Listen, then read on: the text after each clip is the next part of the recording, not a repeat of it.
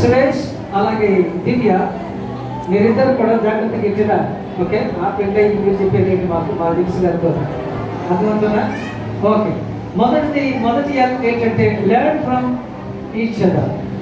వివాహం అయింది కాబట్టి సురేష్కి తెలియనివి దివ్యకి తెలియచ్చు, దివ్యాకి తెలియనివి సురేష్కి తెలియచ్చు. కాబట్టి నేను భర్తను కాబట్టి భార్య దగ్గర నుంచి నేను నేర్చుకోవాల్సిన అవసరం ఏమీ లేదని సురేష్ అనకూడదు. నిజమే వింటున్నారా? ఓకే, మీరు చెప్పండి, నేను చూసుకుంటాను అన్నారు. అలాగే భార్య, ఇప్పుడు భార్య అని చెప్పవచ్చు. సురేష్ ముందుగానే పాపం భార్య అన్నారు, నిజమే లేదు. ఓకే. అలాగే దివ్య కూడా సురేష్ దగ్గర నుంచి నేర్చుకోవలసినవి నేర్చుకోవాలి.